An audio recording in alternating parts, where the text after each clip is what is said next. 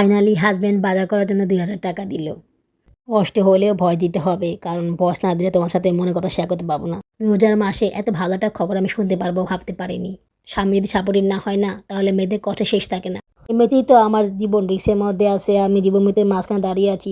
তো আমি এটাকে আরো বেশি করে বাড়াতে চাই না। আমার বাচ্চারা আমার জন্য পড়াশোনা করতে পারতেছে না। আমি নিরুপায় হয়ে গেছি। আমি আমি আমার বাচ্চাদেরকে স্কুলে পড়াতে পারতেছি না। আমি মা হয়ে এই কাজটা কখনোই করতে পারবো না আপুরা। আমি পারবো না এই কাজটা করতে, আমার পক্ষে করা সম্ভব না। কতটা যে মানসিক ট্রমার মধ্যে আছি, কতটা যে মানসিক যন্ত্রণার মধ্যে আছি জানো না আপুরা। আমি আল্লাহ পাকের উপর ভরসা করে আছি যে আল্লাহ তুমি দিছো, তুমি সমাধান করো, তুমি সব কিছু ঠিক করো, তুমি সব কিছু জানো। তুমি ছাড়া এখন আমার পাশে আর কেউ নেই আল্লাহ। আল্লাহ না করুক আমি যদি মরে যাই, তাহলে আমার জন্য সবচেয়ে বেশি কষ্ট আমার সন্তানটা পাবে, আর পাবে হচ্ছে তোমরা। আর কেউ কষ্ট পাবে না।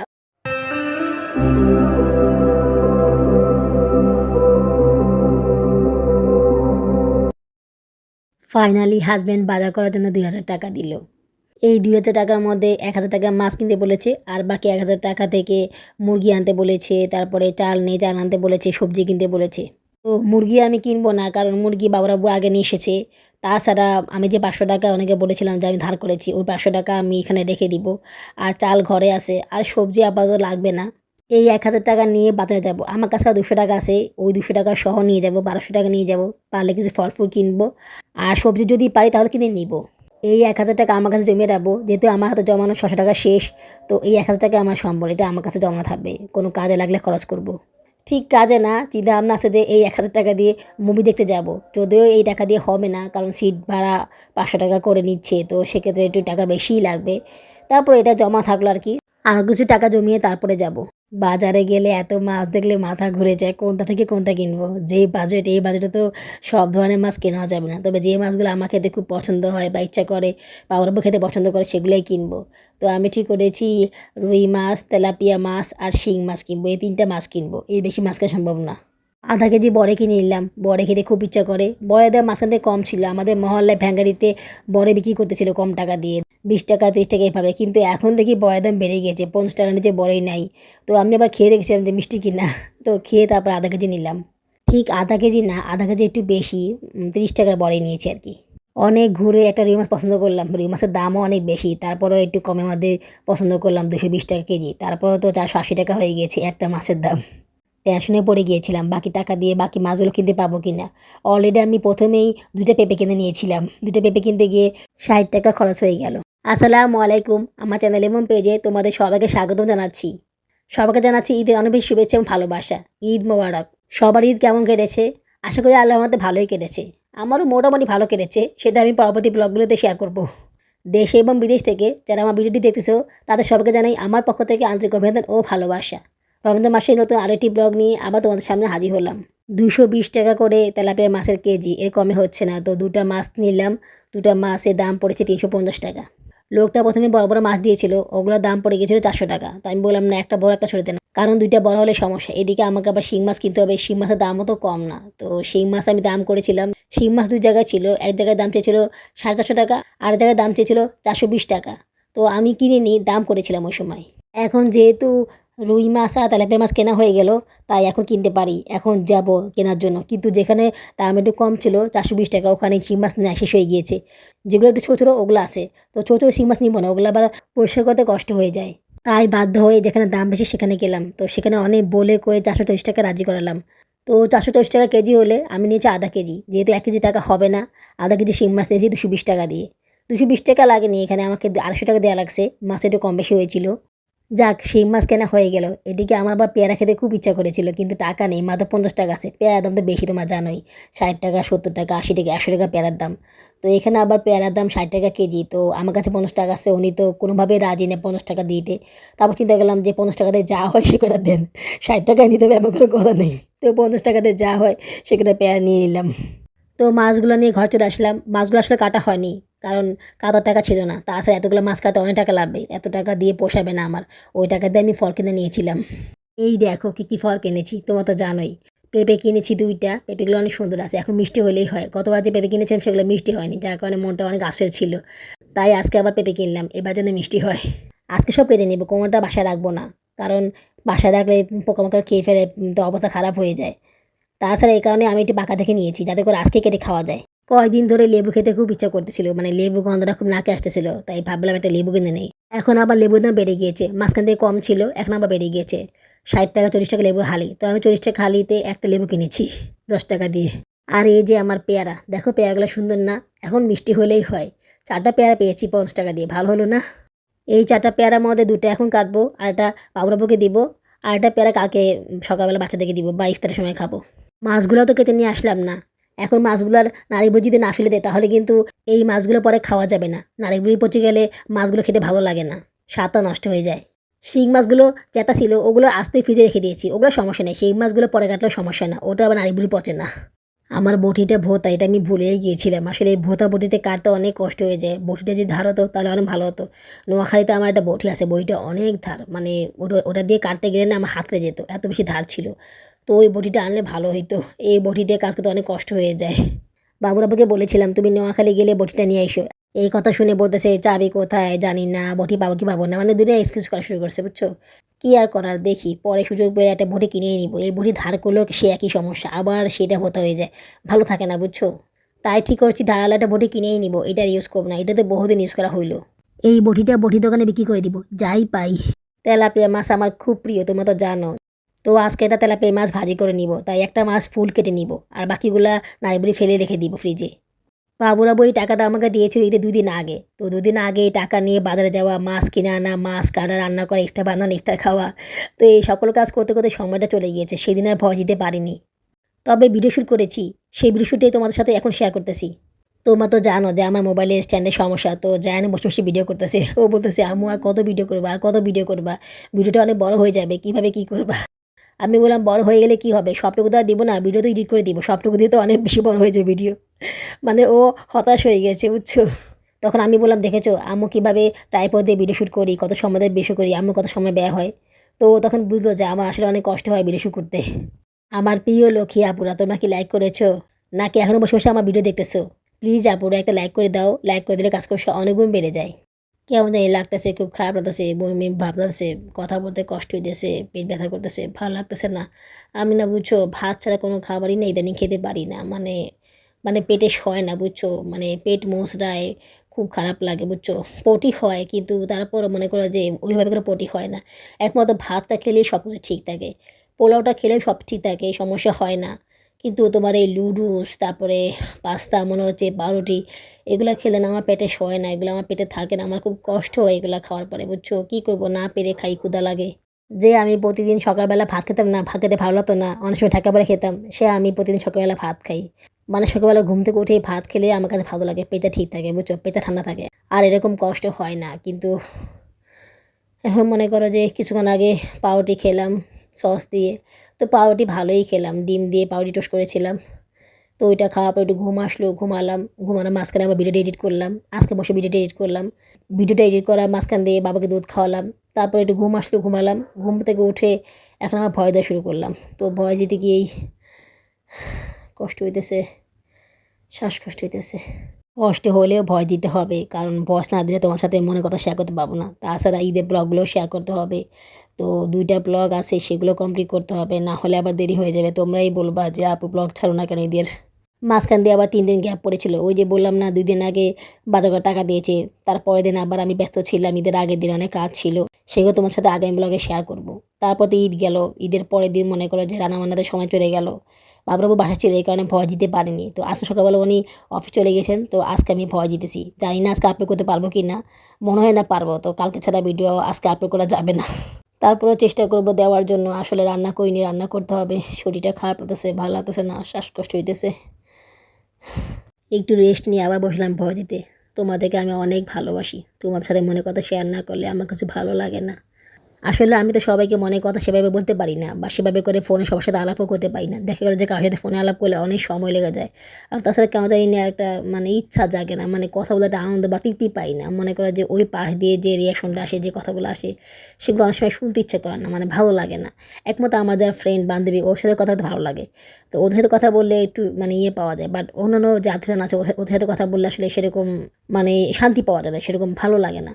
বান্ধবীদেরও তো সংসার আছে, তাই না? ওদেরও তো কাজ করতে হয়, ওদের তো বাচ্চা আছে। দেখা গেলো যে যখন আমি ফ্রি থাকি তখন ওরা ফ্রি থাকে না, আবার দেখা গেলো যখন আমি ফ্রি থাকি তখন ওরা ফ্রি থাকে না। তো এই কারণে ওদের সাথে সেভাবে করে কথা বলা হয় না, কথা হয় তবে কম, মানে অত বেশি কথা বলা হয় না। একমাত্র তোমাদের সাথেই আমার কন্টিনিউ মনের কথা বলা হয়, মানে কথা বলা হয়, শেয়ার করা হয়, যদিও সেটা এক পক্ষ। তোমরা সময় সুযোগ বুঝে আমার কথাগুলো শুনো, কমেন্টসে সেগুলো রিপ্লাই দাও, তো এটাই আমার কাছে অনেক বেশি ভালো লাগে, এটাই আমার কাছে অনেক বেশি শান্তি লাগে। তো এই কয়েকদিনে দুইটা আপু আমাকে খুব নক করেছে, একটা হচ্ছে মিস নুসরাত আর একটা হচ্ছে আশরাফুল ইসলাম। আশরাফুল কম করেছে, তবে নুসরাতটা বেশি করেছে। মানে ও বারবার কমেন্টস করতেছে যে আপু তুমি ভিডিও ছাড়বো না, ভিডিও ছাড়বো না, ভিডিও না ছাড়লে তোমার চ্যানেলের ভিউ কমে যাবে, র্যাঙ্ক কমে যাবে। কী করবো আপুরা, এসব বিষয় তো আমার মাথায় আসেই, কিন্তু কি করা আছে, স্বামী যদি এসব কাজ করে তখন কেমন লাগে। মানে এই টাকাটা আগে দিলে কি হতো, মাসে বাজার করতে হবে, এই টাকাটা আমি তার কাছে কবে থেকে চাইতেছিলাম, বাট সে আমাকে দিচ্ছে না, সেই টাকা দিলে এত পরে। আগে দিলে তো আমি সে কাজটা আগে সে ফেলতাম, তাহলে আমার তো সময় থাকতো, কিন্তু উনি তো সেটা করলো না। আজকে দিন তো এগুলো করে সময় পার হয়ে গিয়েছিল, তারপরের দিন আমি ব্যস্ত ছিলাম, তারপর আমি কষ্ট করে বসে দিয়েছিলাম, ভেবেছিলাম চানাতে না হয় ভিডিওটা আপলোড করবো, বাট সেটা পারিনি, ঈদের দিনও পারিনি। চানাতে দিন ভয়েস দিলেও তারপরের দিন ভিডিওটা আপলোড করতে পারলাম না।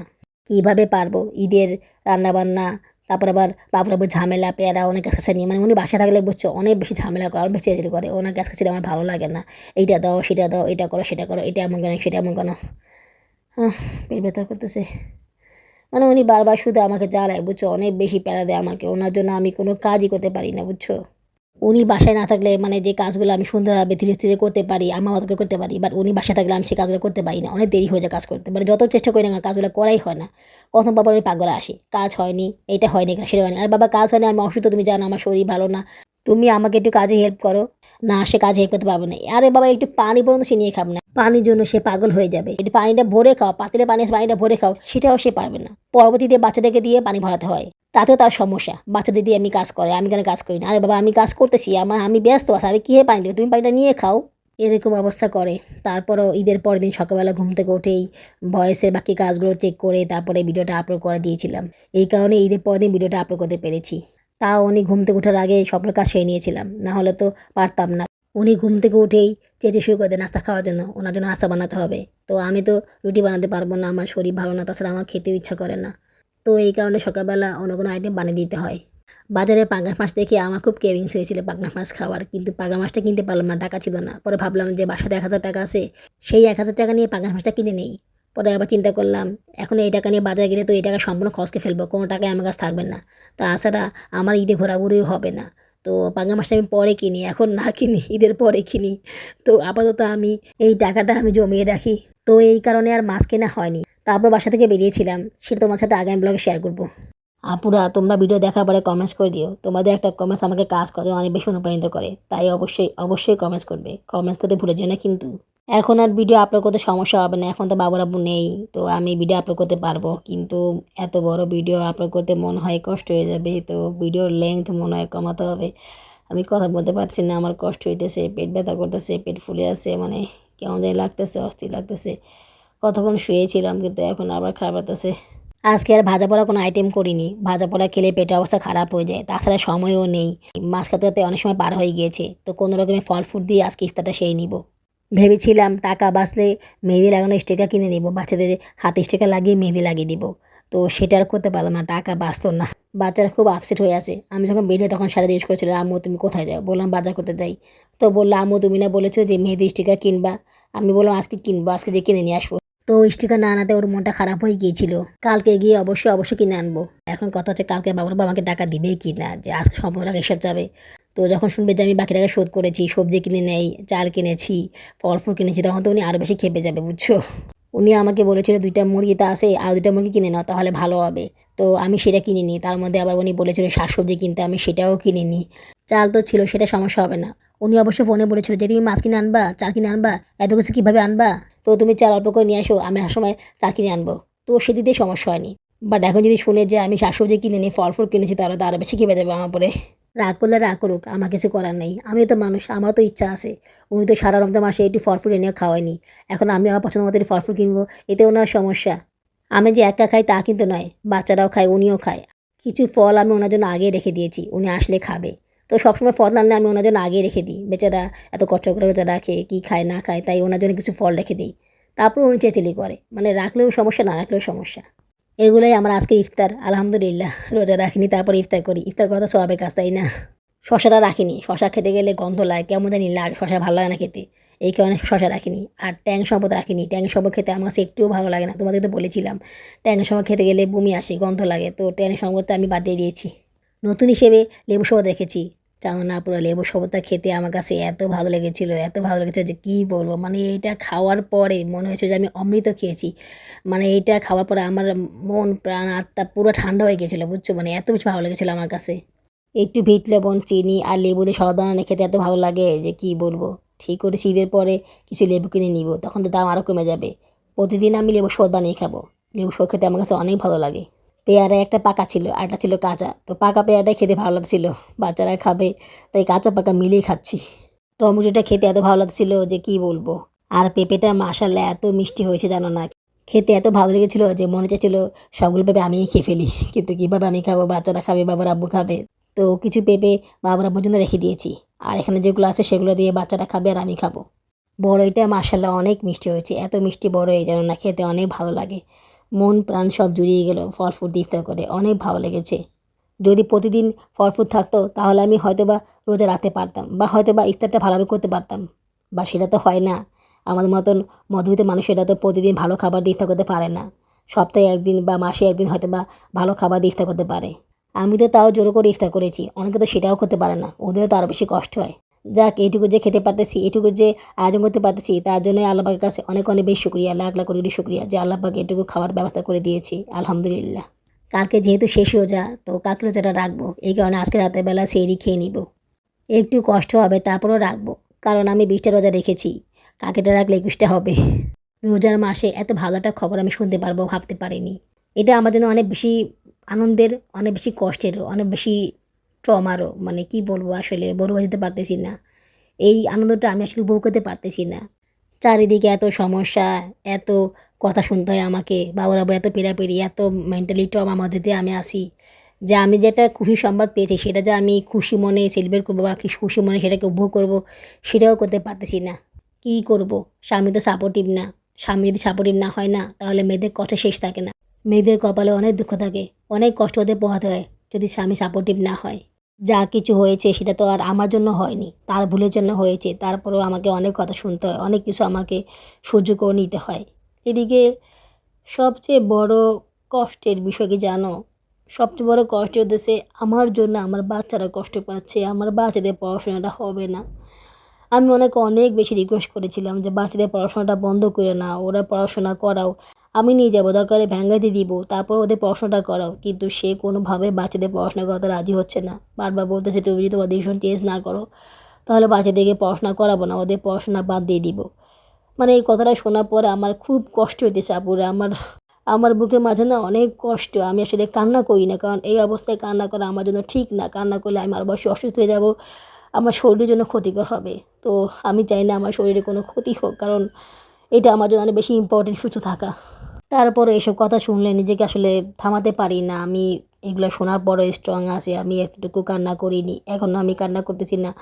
আমি কান্না করব না, আমি মেন্টালি কোনো ট্রমা নিব না, তাহলে আমার অনেক বেশি ক্ষতি হবে। আমি চাই না আমার ক্ষতি হোক। এমনিতেই তো আমার জীবন রিস্কের মধ্যে আছে, আমি জীবন মৃত্যুর মাঝখানে দাঁড়িয়ে আছি, তো আমি এটাকে আরও বেশি করে বাড়াতে চাই না। শরীর খারাপ থাকে, তারপর আমি চেষ্টা করি এটাকে একটু সামাল দিতে বা একটু দূরে সরিয়ে রাখতে, কিন্তু পারি না। এদিকে ছেলেটাও খুব আগ্রহ নিয়ে বসে আছে যে রোববারে স্কুল খোলা, সে বলতেছে আম্মু রবিবারে স্কুল খোলা, স্কুলে যাব, স্কুলে যাব, আমাদেরকে স্কুলে নিয়ে যাবা না? আমি বললাম মা আমি তোমাদেরকে স্কুলে নিয়ে যাব, তোমার আব্বুকে বলো। তখন ওদের আব্বুকে বললো, ওদের আব্বু বলছে তোর আব্বুকে বল, সে যদি তার ডিসিশন চেঞ্জ না করে তাহলে তোমাদেরকে স্কুলে পাঠাবো না। তো এই কথা শুনে বাচ্চারা আরও বেশি কষ্ট পেয়েছে, ওরা অনেক বেশি ভেঙে পড়েছে, ওরা স্কুলে যাবে। তখন আমি বললাম তোমরা কি চাও, তোমাকে তোমাদের পড়াশোনা চাও নাকি তোমরা ওইটা চাও? বলতেছে না আমরা ওইটা চাই, আমরা ওটা হারাতে পারবো না, তোমারও কষ্ট হবে, তো আমরা ওইটা চাই, আমাদের পড়াশোনা না হয় নাই হইল। তো এই কথাটা শোনার পরে আমার বুকের ভিতরটা আরও বেশি, মানে কি বলবো, মানে কষ্ট লাগছে। আমার বাচ্চারা আমার জন্য পড়াশোনা করতে পারতেছে না, আমি নিরুপায় হয়ে গেছি, আমি আমার বাচ্চাদেরকে স্কুলে পড়াতে পারতেছি না। ভাবছিলাম এই কথাগুলো শেয়ার করব না, কিন্তু মনে কথা মুখ দিয়ে চলেই আসে। দুইবার আমার বাচ্চাদেরকে আমি পড়াতে পারিনি, বিশেষ করে জায়ানকে আমি পড়াতে পারিনি। তারপর অতটা ক্ষতি হয়নি, আমি সেটা পুষিয়ে নিয়েছি, কিন্তু এই লাস্ট বারের সময় মনে হয় ওর একটু ক্ষতিই হয়ে গেল। ও এখন ক্লাস 2-তে উঠেছে, 2-এ পড়া তো আর কম না। আবার শুনেছি আগামী বছর নাকি ভর্তি পরীক্ষার সময় লিখিত পরীক্ষা নিবে, তখন নাকি আরও টাফ হয়ে যাবে। আগামী বছর নাকি লটারি সিস্টেম হবে না। তাছাড়া ও যদি এবছর স্কুলে না পড়ে তাহলে আগামী বছর কী করে ভর্তি নিবে, বা আগামী বছর কি সে ক্লাস 3-তে ভর্তি হতে পারবে? তখন তো ওকে ক্লাস 2-তে ভর্তি হওয়া লাগবে। আমি আসলে কিছুই বুঝতে পারতেছি না আমি কী করবো, আপুরা বলো আমি কী করব? আমার খুব খারাপ লাগতেছে। আল্লাহ, আমি কেন কান্না করতেছি? আমি কান্না করব না। আমি মা হয়ে এই কাজটা কখনোই করতে পারবো না আপুরা। আমি পারবো না এই কাজটা করতে, আমার পক্ষে করা সম্ভব না। কতটা যে মানসিক আমার মধ্যে আছি, কতটা যে মানসিক যন্ত্রণার মধ্যে আছি জানো না আপুরা। আমি কাউকে বোঝাতে পারি না আমার বুকের ভিতরে কষ্টটা। আমি তো মা, আমি তো এগুলো বুঝতে পারি না। আমি কাউকে বোঝাতে পারি না আমার কষ্টটা। মানুষ শুধু আমার বাইরের রূপে দেখে, মানুষ আমাকে অনেক কথা বলে, বাবু সারাদিন আমার কানের সামনে ঘ্যানর ঘ্যানর ঘ্যানর ঘ্যানর ঘ্যানর ঘ্যানর ঘ্যানা ঘ্যানা করতেই থাকে। অফিসে গেলেও ফোন করে সে একই কথা, মানে আমি পুরা অতিষ্ঠ হয়ে আছি। আমি আল্লাহ পাকের উপর ভরসা করে আছি যে আল্লাহ, তুমি দিছো, তুমি সমাধান করো, তুমি সব কিছু ঠিক করো, তুমি সব কিছু জানো। তুমি ছাড়া এখন আমার পাশে আর কেউ নেই আল্লাহ। তুমি আমার প্রতি রহমত করো, আমাকে এই বিপদ থেকে উদ্ধার করো, আমার প্রতি একটু রহমত করে, একটু সদয় হও। আমাকে আর কষ্ট দিও না, আমাকে আর যন্ত্রণা দিও না। আমি আর নিতে পারতেছি না এগুলো আল্লাহ, আমি আর নিতে পারতেছি না। আমার মা নাই, বাবা নাই, ভাই বোন থেকেও নেই। আমি একা, সম্পূর্ণ একা। তোমাদের সাথে মনে কথাগুলো শেয়ার করি, তোমরা আমরা অনেক আপন। আমার সন্তান, আমার স্বামী পরে যদি আপন থেকে থাকে তাহলে সেটা হচ্ছে তোমরা। আর কেউ আমার আপন নেই আপুরা, আর কেউ আমার আপন নেই। আল্লাহ না করুক আমি যদি মরে যাই তাহলে আমার জন্য সবচেয়ে বেশি কষ্ট আমার সন্তানরা পাবে, আর পাবে হচ্ছে তোমরা। আর কেউ কষ্ট পাবে না, আর কেউ হয়তো বা আমার জন্য চোখের জলও ফেলবে না, আমার কথা মনেও করবে না যে আমি নামক কোনো মানুষ এই পৃথিবীতে ছিলাম। আমাকে কান্না করলে চলবে না, আমাকে শক্ত হয়ে সব কিছু মোকাবেলা করতে হবে, আমাকে শক্ত থাকতে হবে। আজ এইটুকুই, আগামী ব্লগে দেখা হবে। আল্লাহ হাফিজ।